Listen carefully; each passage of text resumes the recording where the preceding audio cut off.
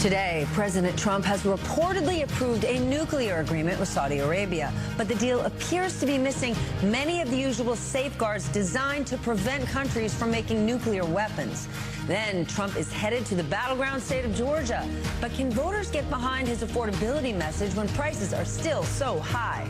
Plus, the confusion surrounding the Cyclospora outbreak as infections are hitting a record high. Money, power, politics just getting started on this Wednesday morning.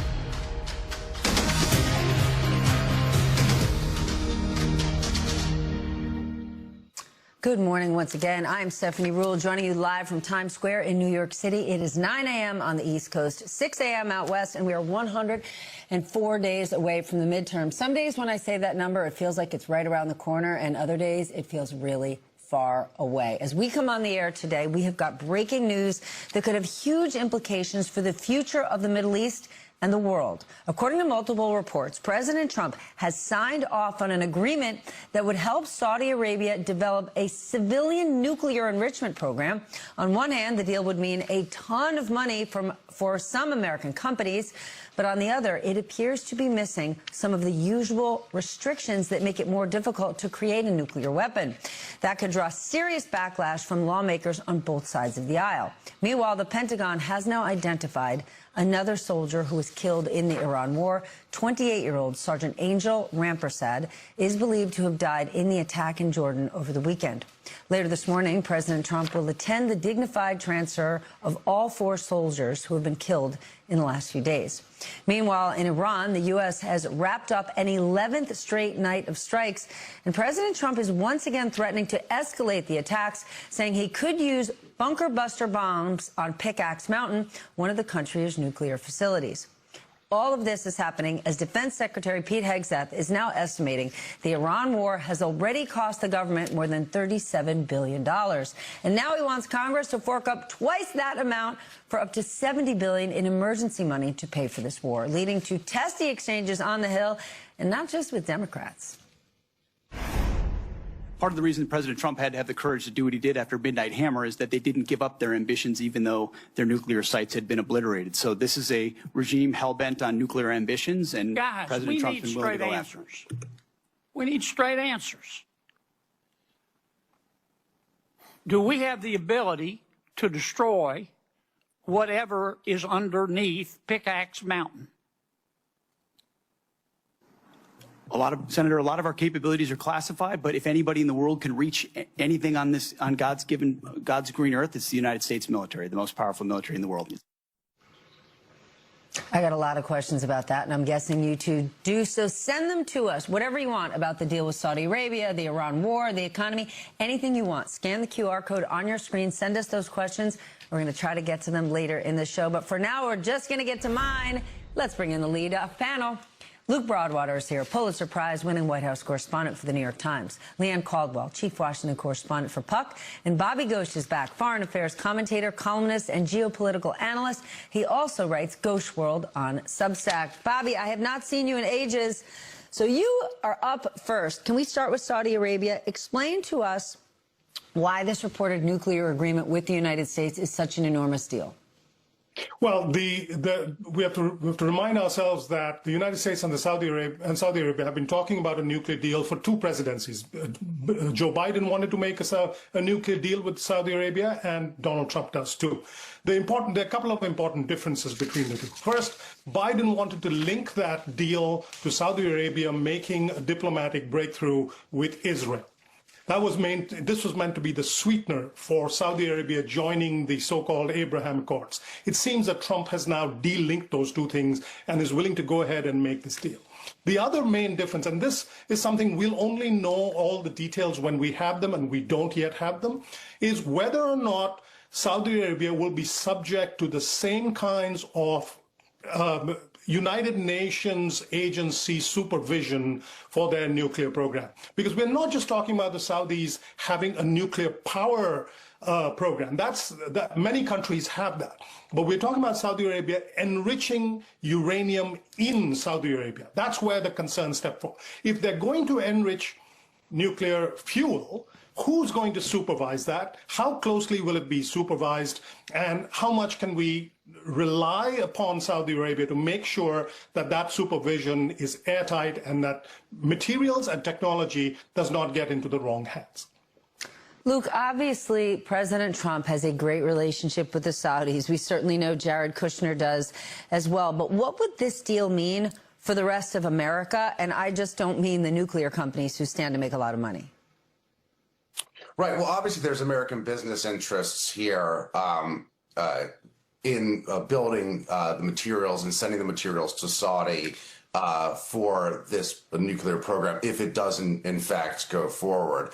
And I do think that there is perhaps a give and take here with Saudi in terms of the investment pledges that the Saudis have made with President Trump. You know, MBS, when he was in the Oval Office, said something like he would bring $1 trillion into the United States. Now, we haven't really seen that money materialize, but those are the kind of big numbers that President Trump likes to tout as sort of his deal-making success. And so you have that flashy number on the one hand, and then you see this nuclear agreement coming on the other hand. You sort of see how these things are related.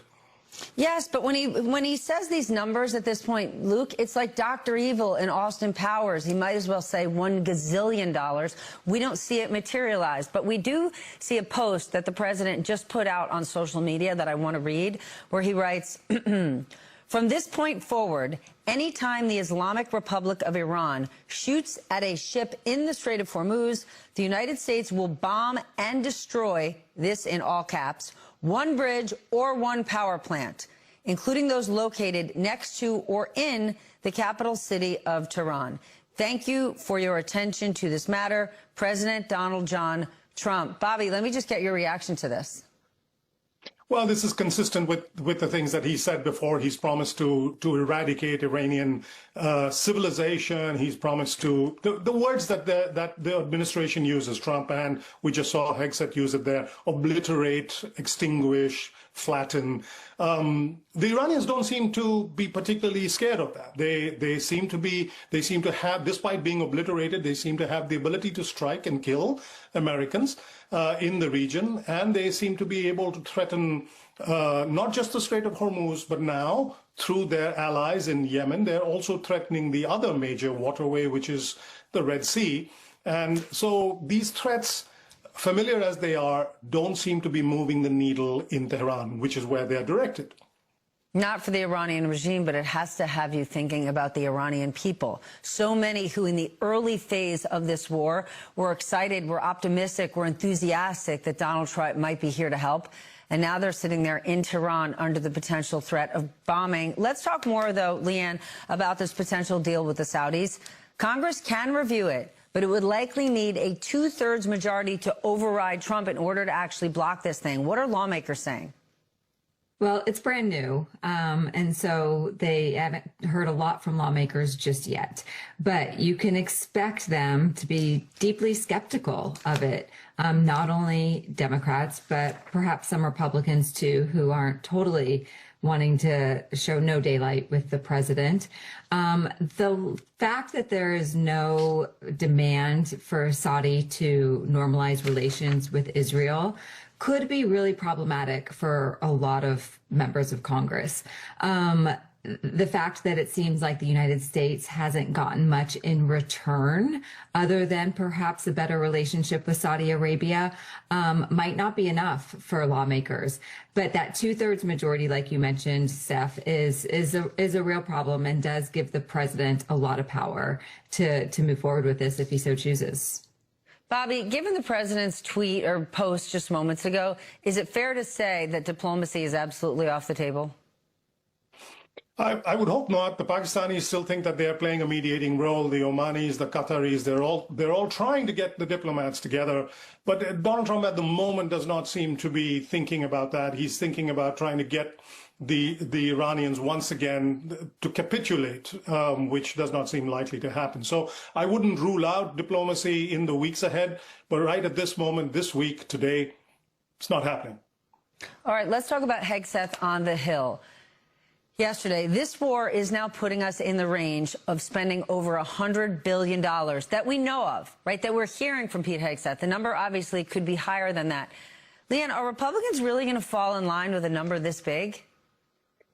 You know, probably. I was talking to a moderate House Republican yesterday, Brian Fitzpatrick, who is one of the most vulnerable House members up for re-election. He has been extremely critical of the war and the direction and the lack of information that the administration has given to Congress about its end game, what it plans to do with the money, etc. And he said he is going to support what's now before him is a $70 billion supplemental fund for this war in Iran. He says it's not a permission to continue the war. In fact, it is instead to support the troops. And so that is one of the many rationalizations that Republicans who aren't comfortable with the direction of this war or any information that they are receiving from this administration are giving themselves in order to support it. So yes, I think that they are going to absolutely support it, Steph. Okay, well, how about the president's rationalization? Yesterday, he posted as his defense for the war, he was comparing the death toll in Iran to other wars. You have it right there on your screen. Afghanistan, Iraq, Vietnam, Korea, Venezuela. Iran military conflict, 4 months, 18 dead. He's basically saying only 18. We should take that as a win. Luke, is this going to be a winning argument for this president? It's only been 18. We're good. I mean, that was a kind of a shocking post to me to put up on. Even for him, shocking. Yeah, on the day before he's going to the dignified transfer of dead American troops who are coming back into this country. You know, if you're the families of some of those troops and you see him minimizing their deaths like that, I think that strikes the wrong note for those families. But to your question, that at large, the American people have never supported this war. The polling for it has never been positive. And as it stretches on, as the cost that you mentioned earlier to taxpayers rise, and now the human costs are rising. You know, it's bringing back American soldiers in flag-draped coffins is not going to be a winning message in the midterms. And you know, the longer it goes on, I think the worse it is for Donald Trump politically. Bobby, what is your level of concern? Let's say on a 1 to 10, that the situation we are in could end up as another endless war in the Middle East, similar to Iraq. Well, I'd say if I had to pick a number, I'd say 7.5 to 8 at this moment. I think it's going to be a different kind of endless war. I don't think, because we have no boots on the ground, because there's not yet any sort of clear plan to have boots on the ground, it's going to be a different kind of war. I think we'll have alternating hot war, cold war, hot war, cold war situations where you'll have these bombing raids, these attacks over several days, and then we'll have a period of diplomacy that does not lead to anything. We'll have threats over Hormuz, and then we'll have a ship being attacked, and then we'll have... So this movie that we've seen over the last 4 or 5 months, I suspect we'll see repeats of that cycle over and over and over again, and going out at least until the end of the Trump term, because I think he's painted himself into such a corner now that there's no way he can extricate himself from it without losing not just face, but without losing enormous amount of political power, without creating a catastrophe for his party. And we know Donald Trump does not like to back out from anything. So I have a feeling that we'll have this cycle repeat itself for quite a long time to come. I just think back to the first few days since we struck Iran. I called all sorts of GOP donors, some people from Trump's first administration, investors, and over I heard this is going to be a little longer than Venezuela, maybe 3 days, 4 days, 5 max. 5 max. We're approaching month 5. Bobby, thank you. Luke, Leanne, you're not leaving just yet. When we come back, the president hits the campaign trail now in his effort to push his affordability message. It seems to be working in Arizona, but let's talk about affordability, because with prices up on almost everything, it's a tough sell. Money, Power, Politics is back in only 90 seconds. Later today, President Trump will visit the state of Georgia, obviously a crucial state when it comes to winning the Senate in November. He's expected to focus on his Trump accounts for kids and overall affordability. This week, of course, marks 18 months into Trump's second term. So I want to look at what the presidency has cost you so far. He promised to cut electric rates in half by this point. They've gone up 18%. The president promised $2 a gallon gas. This morning, the average is $4.06 a gallon. That's about $1 higher than it was the day he took office. He promised to bring grocery costs down on day one, and they are up about 3.5%. He promised a new trade policy that would help the American people. Well, the Tax Policy Center estimates that his tariffs will cost the average household $960 this year alone. And on top of that cost, of course, we have to think about what the Iran war has cost us, which Chief Moody's economist Mark Zandi estimates is at least $1,000 per U.S. household. And then, of course, there is the issue of labor. The New York Times has a new story about how Trump's immigration policy has devastated senior care throughout the country. As one industry official put it, quote, "There is no workforce waiting in the wings capable of replacing the long-standing relationships, in some cases built over years and even decades, that are so vital to quality care." Let's talk about this. Joining us now, MS Now political analyst Kimberly Atkins-Stohr. She's a columnist for the Boston Globe and writer of the Supreme Court newsletter, The Gavel. Luke and Leanne are still here. Kim, do Trump and Republicans think the Trump accounts are really going to make people forget about the increase to the overall cost of living? Because put the Trump accounts over here. I can make lots of arguments why they're a good idea, whether they're going to help the American people years from now. Absolutely. But what ends up in those Trump accounts when babies today turn 18 is far different from people filling their tank with gas, going to the grocery store, and doing something crazy like trying to buy an airplane ticket right now. That's absolutely true. I mean, affordability is something that voters can't walk away from because they live with it every single day in very real, tangible ways, as you point out. And so, no, I don't think that these Trump accounts will be some sort of magic bullet to convince voters. But I think Republicans have an even bigger problem, because if you send President Trump to Georgia and put him on a stage at a rally or at any event where he's speaking, I'm not sure he's going to focus on affordability, even if the candidates he's trying to prop up want him to. He has already said that affordability is a fake word. He called the affordable housing bill a big yawn and canceled a signing ceremony for it. And he has put, first and foremost, pushing election fraud claims from 2020 and relitigating them. And there's no place that he loves to do that more than in Georgia. He insists that there was voter fraud in Fulton County, despite the Republican Secretary of State saying for years that that was false. And I cannot imagine that that will not be the top thing on his mind when he's speaking, in a way that's really not, in my view, going to help the Republican candidates try to get independent voters, because independent voters don't seem to care about the 2020 election. I'm guessing, Luke, his team is bracing themselves, because when you think about his primetime address last Thursday night, it was all about baseless election fraud claims. And the concern was that he was going to go even further. Isn't that the risk when he gets on the stage in Georgia? Because to Kimberly's point, he doesn't like to talk about affordability, and there's not a great story to tell. Yeah, I mean, Donald Trump has never been disciplined with the message that his staff would like him to deliver. If he did talk about Trump accounts the whole time, you know, I'm sure they would love that. That is, I think, anecdotally, people generally kind of like that idea of some free money to invest in their kids' future.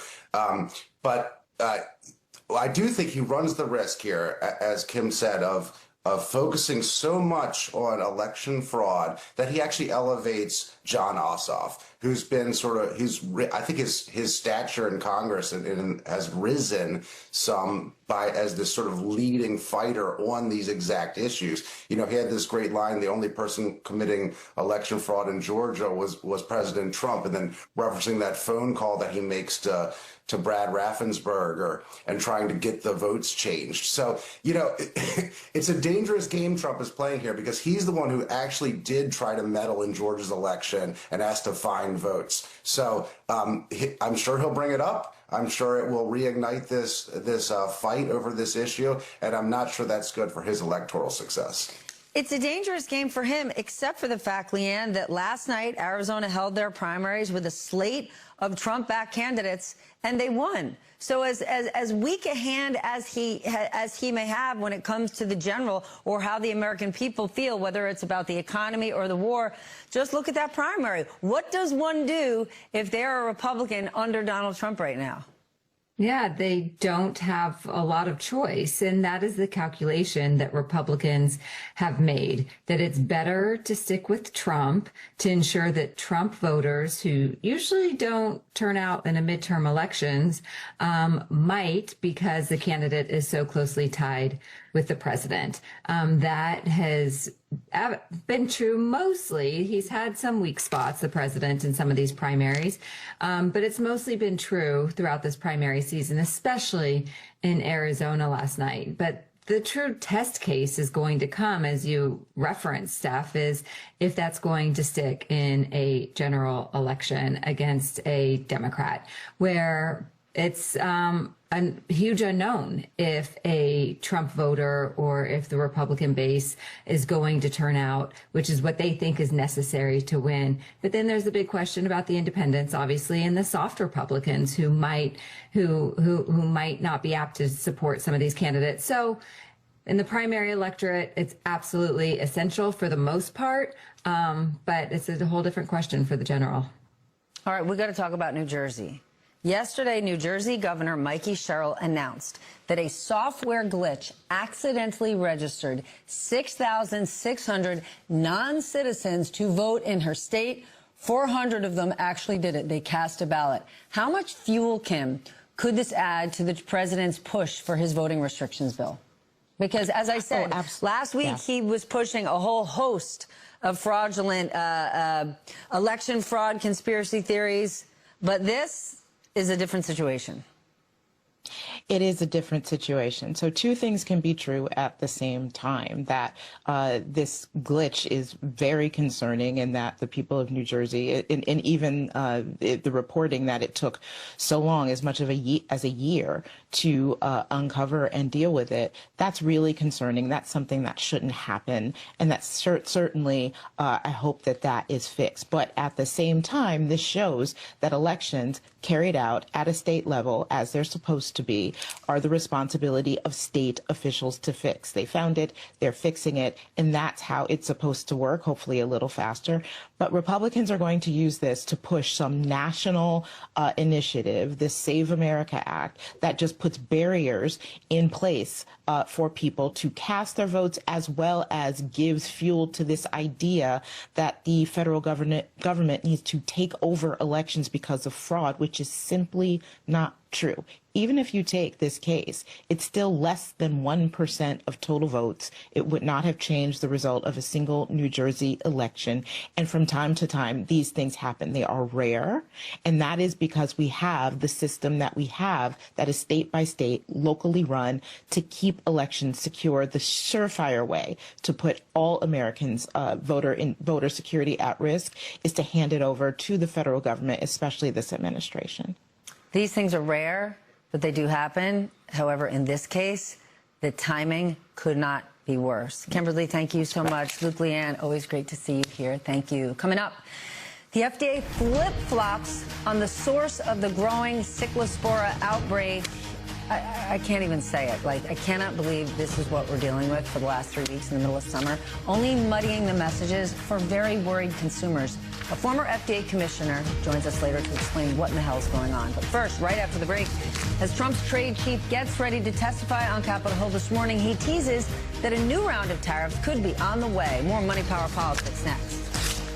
Okie doke, time to get down to business. In less than 30 minutes from now, the Trump administration's top trade official will testify before the Senate Finance Committee. It comes as the president is set to impose 50% tariffs on Canada. And now with this temporary 10% tariff on almost all U.S. imports is set to expire this Friday, the administration is warning there are a whole lot more on the way. We expect to see some action soon. I can't really specify a timeline right now. I have a responsibility to brief Congress and other stakeholders before I really reveal that kind of thing. But we do expect action soon. And I've got one question. Why? Joining me now, Justin Wolfers, professor of economics and public policy at the University of Michigan, and Brendan Greeley, contributing editor for the Financial Times and author of the new book, The Almighty Dollar, 500 Years of the World's Most Powerful Money. If there's an economist in your life, pick up this book. Okay, Brendan, we got it. Clearly, the president wants tariffs. He loves tariffs. Yeah. I speak to tons of CEOs who tell me he's never going to get rid of them. There's nothing he loves more than being the kingmaker, having business leaders, having country leaders come in and say, please, sir, may I have a break? However, viewers and viewers and viewers for the last 3 weeks, especially the last 3 days, keep emailing us the same question. If the Supreme Court struck down the tariffs, on what planet can this president reinstate them? Challenge is the Constitution gives the right to negotiate trade policy to Congress. Unfortunately, Trade Act after Trade Act after Trade Act for the last 50 years, Congress has given the president, the White House, some power to do things on its behalf. And so right now, the U.S. Trade Representative, Jamieson Greer, is an experienced lawyer from Skadden Arps, a storied firm in D.C. And he understands trade law, it seems like, better than absolutely anyone. And so loopholes. There are loopholes. Yes, there are loopholes. And so there's a new loophole. What the Supreme Court struck down was a previous loophole having to do with national security. And the one that we're looking at now is a different loophole. And the U.S. is claiming that countries all over the world are using forced labor. That's an unfair practice. And so that allows the president to impose these tariffs. But I absolutely agree with you. This is not part of any kind of coherent economic plan. This is about dominance. The president likes to impose tariffs because it's something that he, big manly man, can do, and then everybody has to beg him for some sort of a reprieve. He has put himself at the center of attention once again. That's the purpose of these tariffs. They're not policy. But do you know what the manliest of manly men really like to do? I'm waiting. Tell the truth. Justin, the president said the reason for these tariffs is to bring manufacturing back to the United States. This is more than a year after he announced Liberation Day. Manufacturing is down in this country. Who's believing this? Look, first of all, Steph, I've got to pick you up on something here. The manliest of manly men, they like to hug. You know what? That's true. Important. That is true. But actually, I'm there's going to some tell you economics. something. They like to do more than that. But I digress. Oh, Steph, stop boasting. Okay, you know what? You two were asking. I realize that the show is now As 9 a.m. But I know. Okay, focus. Okay. Tariffs, Steph, I am focused. I'm laser focused because the point here that manly men like to hug is actually a very important labour market point. The president has an understanding of masculinity, of society, and the American economy from the 1950s. In the 1950s, Dad packed a briefcase, went to work, sexually harassed a secretary when he was there, may or may not work in manufacturing. The jobs of the future are not in manufacturing. The jobs of the future are, in fact, in caring occupations. Our economy has changed. When our economy's changed, our economic policy has to change. President Trump's trying to bring back the lunch pail jobs of the 1950s. He's got glorious memories of those days, I guess. I actually quite like the present. I like the fact that I can work from home. I like the fact that work doesn't leave people feeling injured and in pain. There's so much to like about a modern economy, but a modern economy requires modern jobs. All of the jobs, for all the work the president has done to bring back manufacturing jobs, more than all the jobs that have been created under his watch have been in healthcare and social assistance. And it's time for him to stop talking about steel-toed boots and talk about the future of the real economy, which is real men hug, real men care, and real men are capable of something other than manufacturing.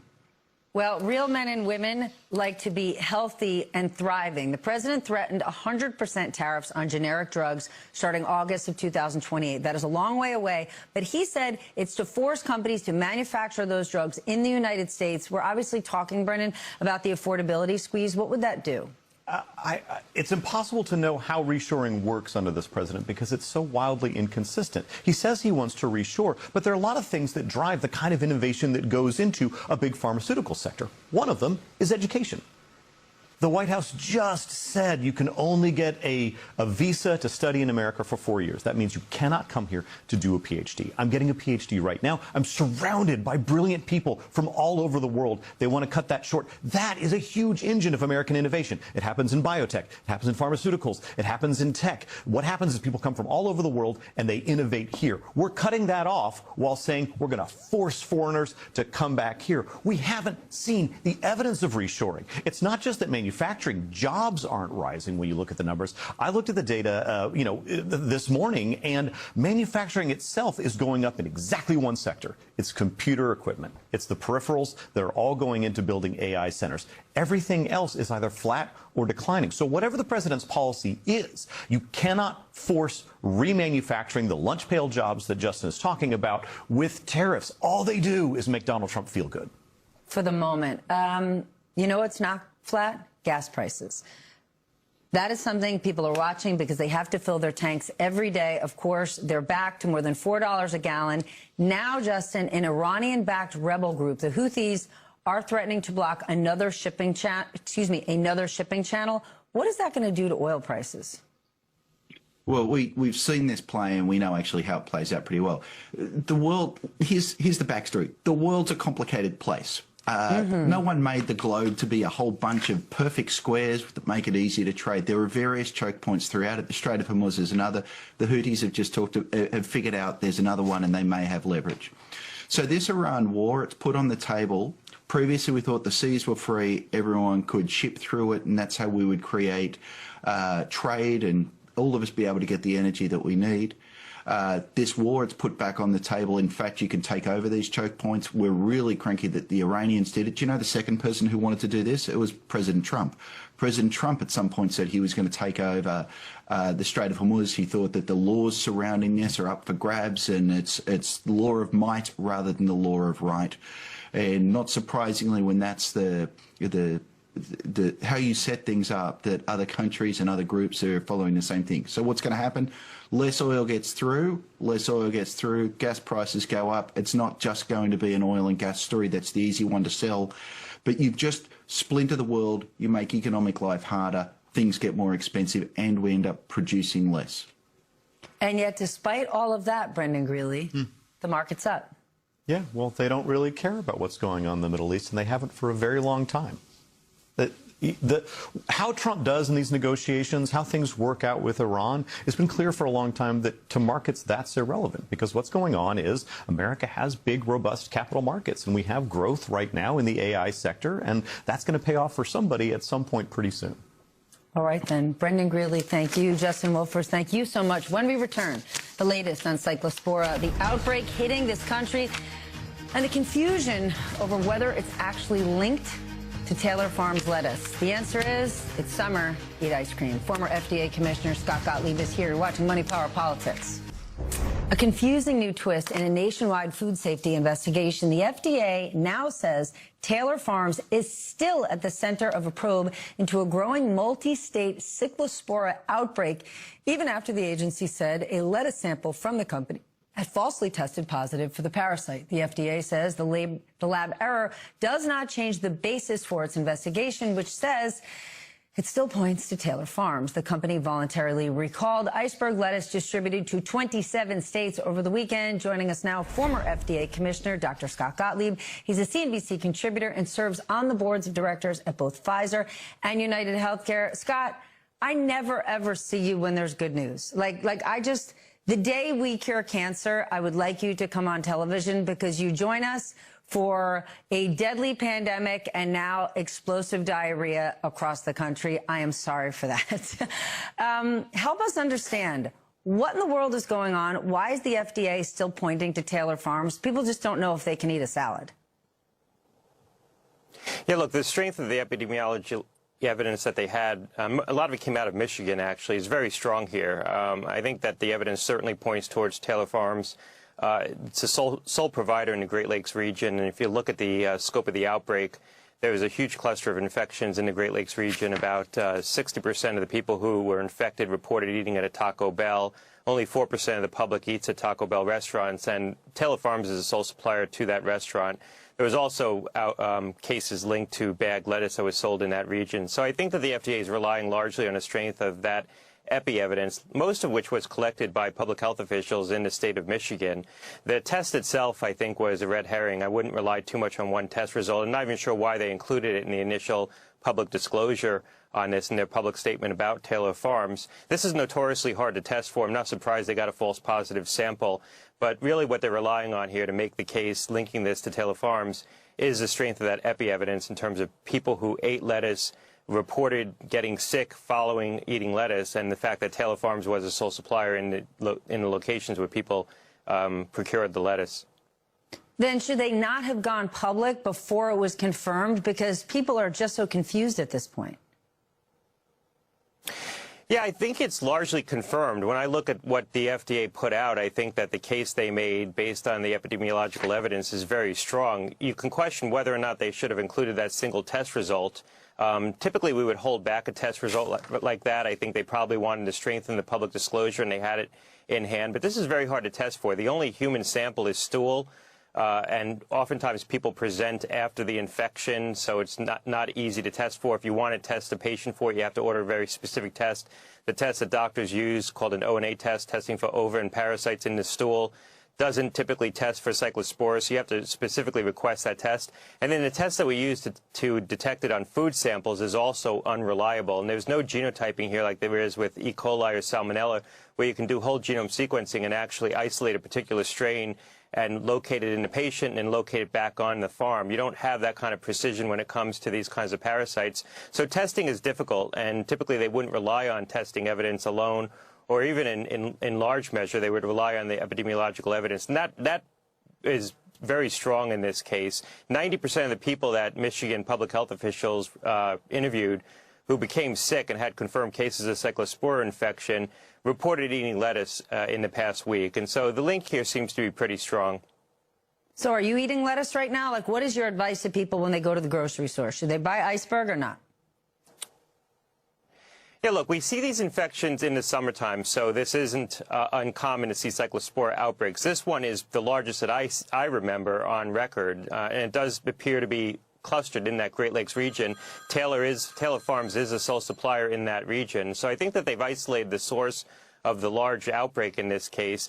And Taylor Farms is not shipping a lot of product. Restaurants aren't sourcing from it. I think if you want to be safe, you can source your lettuce from a local farm. There's no documented outbreak in the United States from people who sourced lettuce from a local farm, and you can buy a whole head of lettuce. The risk becomes more manifest when you're buying bagged lettuce, where you could have a single contaminated head of lettuce cut up into dozens of different bags, so it can contaminate a large sample of bagged lettuce. So if you want to be safe, buy a whole head of lettuce, and buy a head of lettuce that's sourced from the United States. Right now, the only large region that's harvesting lettuce is Mexico. There's some being harvested in Arizona, but California is not harvesting this time of year. But you can get locally sourced lettuce in your local community at a grocer or at a farmer's market.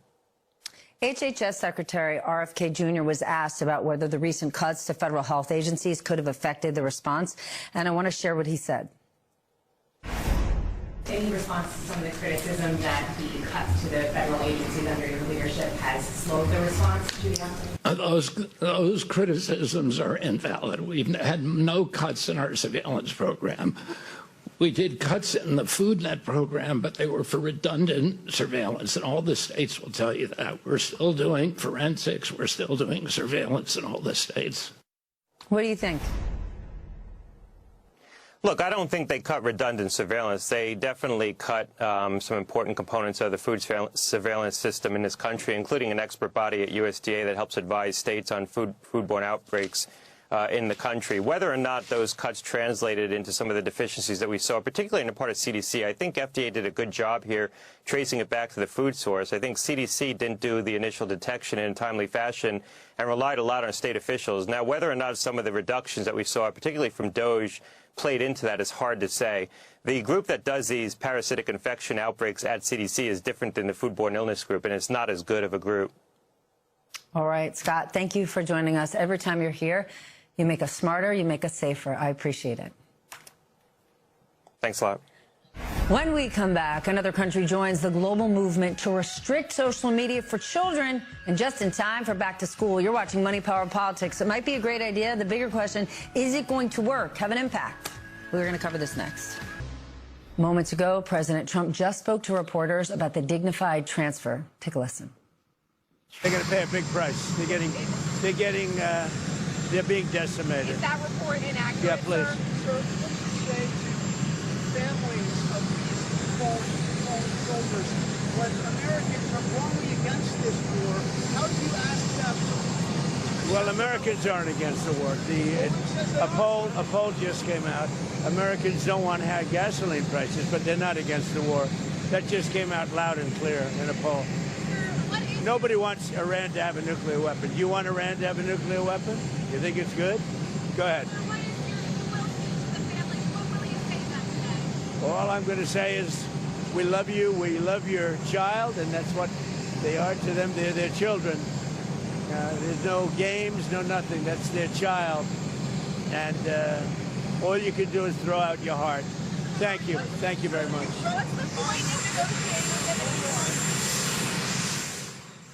I do not know what poll the president is referencing that says the American people support the war. When we come back, we enter the group chat. Hayes Brown, Charlie Sykes, David Rode, and Patrick Murphy are standing by. Keep it here. Good morning. It is 10 a.m. on the East Coast, 7 a.m. out west. I'm Stephanie Ruhle, and welcome back to the second hour of Money, Power, Politics. It is time for the group chat. We're waiting for the Trump administration to make a formal announcement of their nuclear agreement with Saudi Arabia that came together late last night. Once it does, the details will go to Congress for review. But here's what we know thus far. According to the New York Times, the deal is intended to further bind the United States with the Saudi government as the war in Iran strains the relationship. And it could allow the Saudis to enrich their own nuclear fuel. However, quote, to get the deal done, President Trump had to agree to terms that may limit international inspectors from going to any sites in the country that they think could be a pathway to diverting fuel to weapons projects. That is a problem, and it's leading to concerns about nuclear proliferation, which I can't even believe I got that word out, which the Secretary of State, Marco Rubio, he was asked about earlier today. Doesn't having a less than gold standard agreement in the Middle East run a risk? Well, I'm not going to opine directly on that agreement. We're going to put out, even when the moment is appropriate, we'll put out that in writing. We have to do it with Congress anyways, so we'll certainly do it publicly. But suffice it to say, the U.S. is not going to reach any agreement with any country in the world that leads to the risk of proliferation. Proliferation. I got it the second time. The agreement comes on the 11th consecutive night of fighting in the region, at a time that the president appears to be willing to escalate the conflict. This morning, he posted on social media that the U.S. would retaliate against Iranian infrastructure anytime Iran targeted a ship in the Strait of Hormuz. Meanwhile, the Pentagon has now identified another soldier who was killed in the Iran war. 28-year-old Sergeant Angel Rampersad of New York City is believed to have died in the attack in Jordan over the weekend. And right now, the president is on his way to the dignified transfer for all 4 soldiers who were killed in Jordan and Iraq over the weekend. All right, it is now time to enter the group chat, and I know I have a lot of questions today. Charlie Sykes joins us. He is home. He missed his flight, or his flight was canceled, but he's still with us. Author of the Substack newsletter To the Contrary and host of the To the Contrary podcast. Hayes Brown joins us, columnist and editor for MS Now Daily. David Rode is here, MS Now senior national security reporter and Pulitzer Prize winner. And Patrick Murphy, former Democratic congressman of Pennsylvania and former acting secretary of the Army. So you know you are getting the first question. I want to start with these new threats from Trump in light of all that is happening. On a day when we see the dignified transfer, it seems like the president, at the very least, is doubling down. There's no doubt. I mean, this is after he promised in his inauguration speech that we wouldn't fight unnecessary wars. And this has been an unnecessary war, and a war that looks like it could be a forever war because we're getting more and more entrenched. Steph, you remember I was in the invasion of Iraq as a paratrooper with the 82nd Airborne Division. I lost 19 men in my unit in that invasion, which, even though I was independent like most American veterans are, I came back home and ran for Congress and won. We've now lost over 17 of our troops. Over 430 have been wounded. And things have gotten worse, not better. And so I get it. Like most Americans look at the Iran war, they look at this war that the Strait of Hormuz is shut down, that oil prices have now spiked up to over $4 a gallon. But most Americans really see foreign policy, in D.C. Most Americans, though, they might see it, but they're feeling it at their kitchen tables. When they're looking at their bills or looking at their grocery bills, everything is getting jacked up. And that's why they're not in favor of this war. It was a war of choice, not a war of necessity.